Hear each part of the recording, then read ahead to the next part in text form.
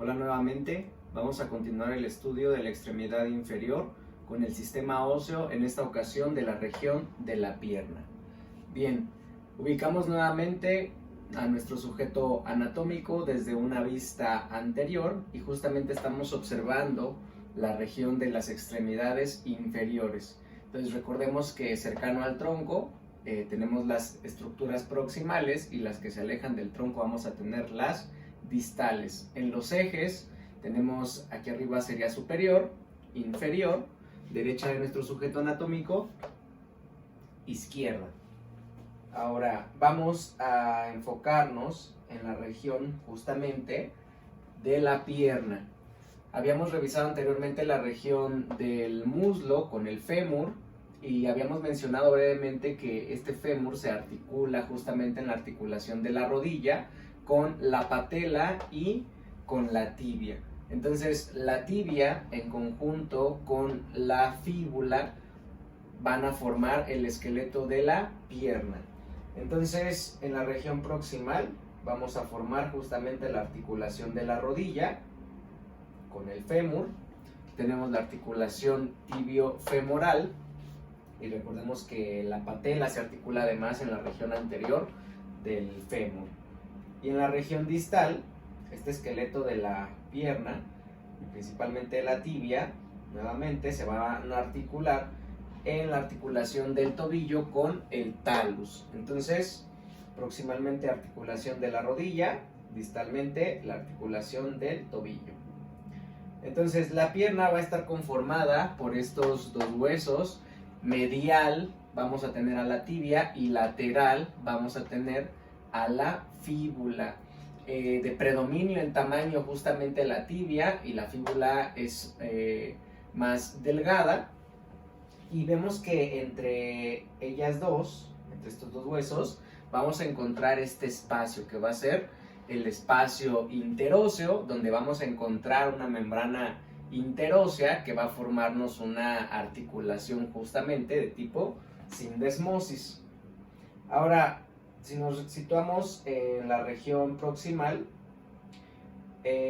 recordemos antes que estos huesos son largos. Entonces, como el fémur que revisábamos anteriormente, al ser huesos largos van a tener sus epífisis proximales, van a tener sus cuerpos o diáfisis y sus epífisis distales. Entonces de esa manera vamos a revisar las estructuras siguiendo las estructuras de proximal a distal.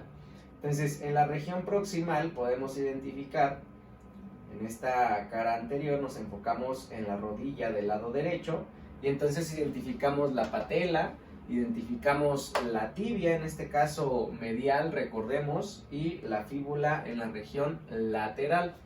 Entonces, la tibia en la región proximal, vamos a recordar que se articula entonces con el fémur y justamente tiene estas salientes, estas dos grandes salientes, la epífisis proximal de la tibia, que corresponden a sus dos cóndilos, un cóndilo medial y un cóndilo lateral. Entonces, esas grandes salientes, esos cóndilos, son los que superiormente se van a articular con el fémur. Vamos a identificar, entonces, nuevamente tenemos los dos cóndilos, un cóndilo lateral, un cóndilo medial. Entonces, en la superficie superior de estos cóndilos vamos a encontrar las caras articulares de la tibia para articularse con los cóndilos justamente también del fémur. Entonces tenemos estas dos áreas articulares que corresponden, también se les conoce como las mesetas tibiales. Entonces una lateral, una medial. Entonces además entre estas dos superficies articulares podemos identificar la eminencia intercondílea de la tibia, que justamente va a ocupar la fosa intercondílea en el fémur. Además, con relación a esta eminencia intercondílea, vamos a encontrar también las superficies rugosas que van a servir como punto de inserción ligamentaria para los ligamentos de la rodilla. Entonces, esta es una vista superior. donde observamos, nuevamente recordemos, la cara articular lateral y la cara articular o meseta medial. Desde la vista anterior, nuevamente, regresamos a nuestra vista anterior, observamos el cóndilo lateral, el cóndilo medial, y observamos que en este sitio anterior, justo hacia el centro, se forma también esta saliente bastante prominente en la cara anterior de la tibia, que corresponde a la eminencia tibial anterior. Entonces, esta eminencia es bastante prominente, es palpable de hecho en la región proximal de la tibia, y justamente va a corresponder a un sitio de inserción también ligamentaria, en específico el ligamento patelar. Entonces, la eminencia tibial es, como les comento, una saliente que la podemos palpar justo por debajo de la piel, en la región proximal de la pierna. Por debajo de esta eminencia podemos identificar cómo se continúa con un borde, en este caso va a ser el borde anterior de la tibia, que justamente también es palpable. Podemos identificar entonces en la región proximal de la tibia la tuberosidad o eminencia tibial anterior, que se continúa entonces con este borde afilado en dirección inferior, que corresponde al borde anterior de la tibia.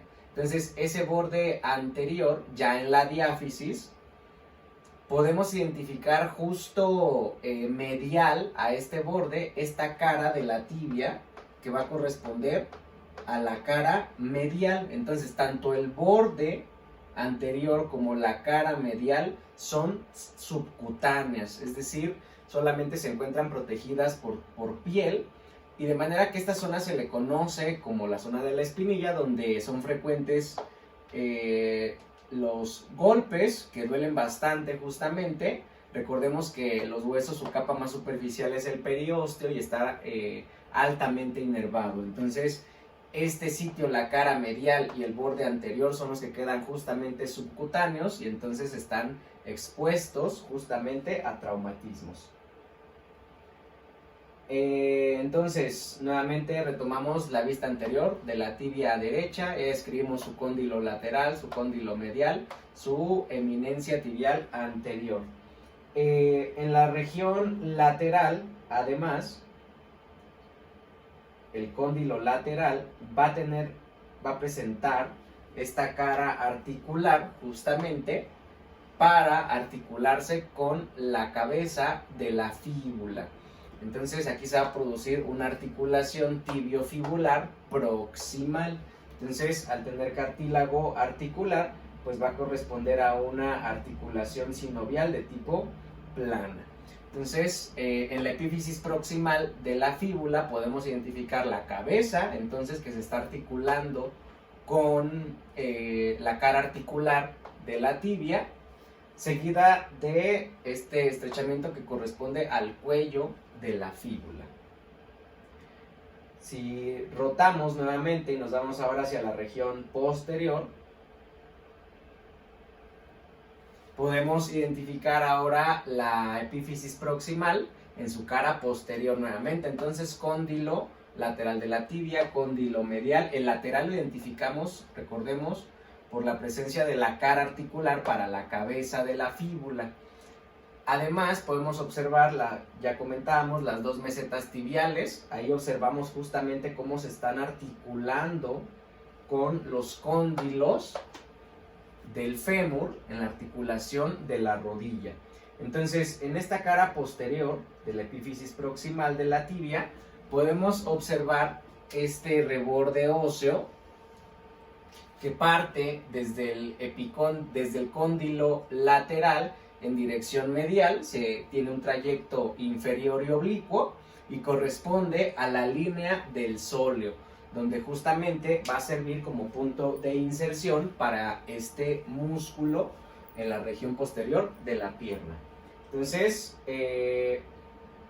por debajo de la línea del sóleo observamos la cara posterior de la tibia y observamos que es una superficie sobre todo lisa hasta la epífisis distal. Entonces, esos son los elementos que conforman las epífisis proximales de estos huesos, tanto de la tibia como de la fíbula. Entonces, regresamos a nuestro punto de partida, nuevamente una vista anterior. Recordemos los ejes, proximal, distal, lateral, siempre tomando como referencia la fíbula, y medial hacia el extremo contrario. Entonces, hacia la diáfisis de estos dos huesos largos, podemos identificar 3 bordes y 3 caras en cada uno, de manera que en un corte transversal nos ofrecen una forma prismática triangular, y de esta manera tenemos 2 bordes, entonces 3 bordes y 3 caras de esta pirámide. Entonces, en esta vista anterior, pierna derecha, pierna izquierda, podemos identificar el borde anterior de la tibia. Lo comentábamos porque justamente se encuentra por debajo de la tuberosidad de la tibia. Entonces identificamos nuevamente los cóndilos, al centro la tuberosidad, eminencia de la tibia, que se continúa entonces inferiormente con este borde anterior de la tibia, este borde comentábamos filoso, subcutáneo, y que se dirige entonces distalmente en este cuerpo de la tibia.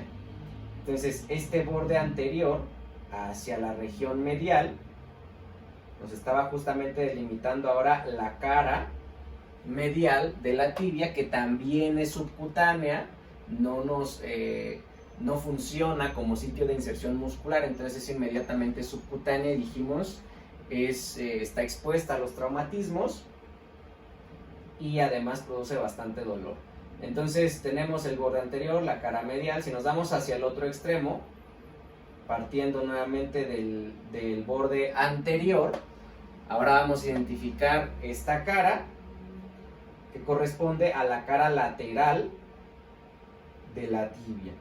Entonces tenemos la cara lateral, recordemos, hacia donde encontramos ubicada a la fíbula, y si le damos la vuelta para observar la cara posterior, vamos a identificar que esa cara lateral llega hasta un borde, que en este caso va a ser el borde interóseo de la tibia. Acuérdense, es lateral, interóseo, porque se encuentra justamente entre la tibia y la fíbula en la región lateral. Entonces, a partir de ese borde ahora identificamos la cara posterior de la tibia, entonces delimitada por el borde interóseo, que es lateral, y el borde medial. Entonces ahí tenemos a las 3 caras de la tibia: cara posterior, cara lateral y cara medial.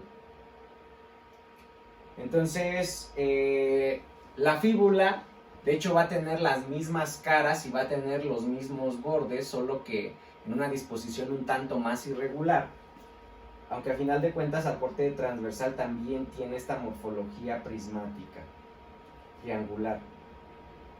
Entonces identificamos a la fíbula, como también va a tener 3 caras y 3 bordes. Entonces identificamos desde esta vista, veamos, lateral, la cara lateral de la fíbula.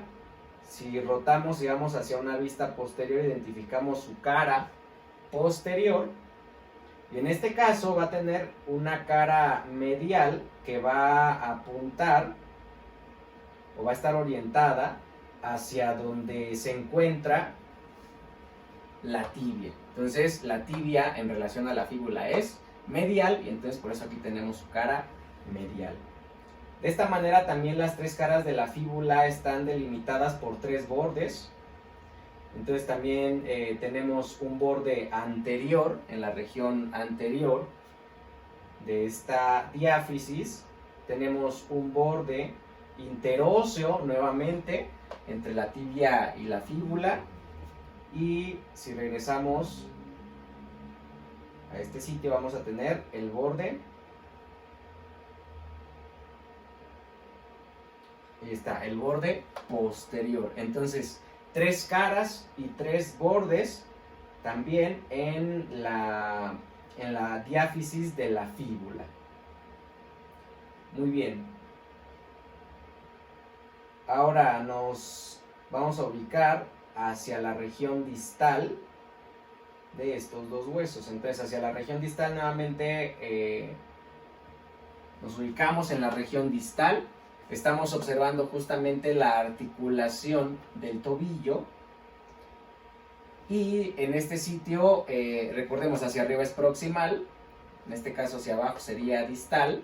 Lateral, identificamos la fíbula, medial por la tibia.